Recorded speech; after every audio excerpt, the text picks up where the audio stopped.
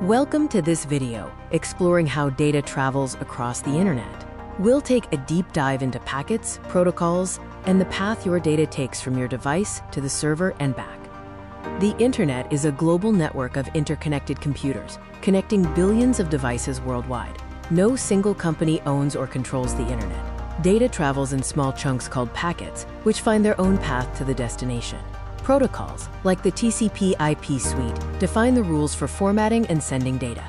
When data is sent, it is broken into small packets. Each packet contains a header with source and destination addresses, a payload containing the actual data, and a trailer for error checking. Packets from a single file are reassembled at the destination in the correct order. Every device on the internet has a unique IP address, which acts like a home address for your data. IPv4 uses 32 bits, offering about 4.3 billion addresses. IPv6 uses 128 bits for vastly more addresses, and was created because IPv4 addresses were running out. Private IPs are used inside your home network, while public IPs are unique worldwide and used for communication on the internet. The Domain Name System, or DNS, translates human-readable domain names into IP addresses, working as the internet's phone book. Your browser queries a DNS resolver, usually your ISPs, to get the IP address. Results are cached with a time to live, or TTL, to speed up future lookups. The TCP/IP model has 4 layers, each with specific responsibilities. The application layer is where you interact, followed by the transport layer, which breaks data into segments. The internet layer handles IP addressing and routing. Finally, the network access layer manages the physical transmission. Data flows down the layers when sending and up when receiving. TCP, or Transmission Control Protocol, is connection-based and ensures every packet arrives through error checking.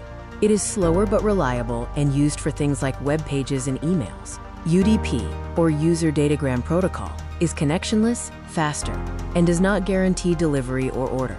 It's used when speed matters most, such as live video, gaming, and DNS. Routers direct packets along the best available path by reading each packet's destination IP and forwarding it. Packets from the same file can travel different routes, adapting to congestion or failed links. Routing protocols like BGP coordinate paths between ISPs. A packet may travel through 10 to 20 routers before reaching its destination. Let's look at a web request journey. First, you type a URL.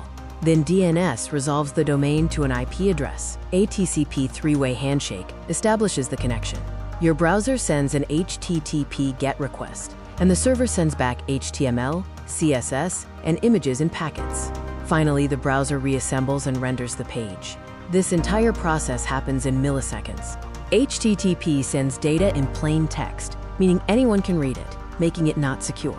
HTTPS adds TLS encryption on top of HTTP. TLS uses encryption to securely exchange keys, encrypting all data between the browser and server. Always look for the padlock in your browser and use HTTPS sites only for security.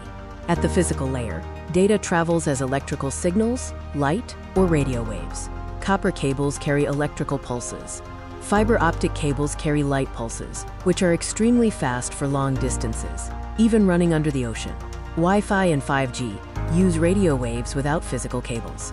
Data moves at nearly the speed of light through fiber, connecting ISPs and data centers with massive backbone cables. Websites and apps run on servers inside massive data centers, some housing hundreds of thousands of servers. Data centers have redundant power, cooling, and network connections. The cloud is simply someone else's servers in a data center. CDNs, or content delivery networks, store copies of content worldwide, serving data from the nearest server to reduce latency. Major providers include AWS, Google Cloud, and Microsoft Azure.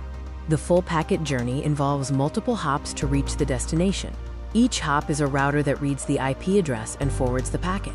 The journey starts at your device and goes through the home router, ISP network, internet backbone, CDN server, and finally to the destination server. This round trip typically takes between 20 to 100 milliseconds within a country. Bandwidth is how much data can flow per second, measured in MBPs or GBPs. Latency is the delay, how long a packet takes to travel, measured in milliseconds. Throughput is the actual data received, or real-world speed. Low latency is important for gaming and video calls, while high bandwidth is critical for streaming and large file transfers.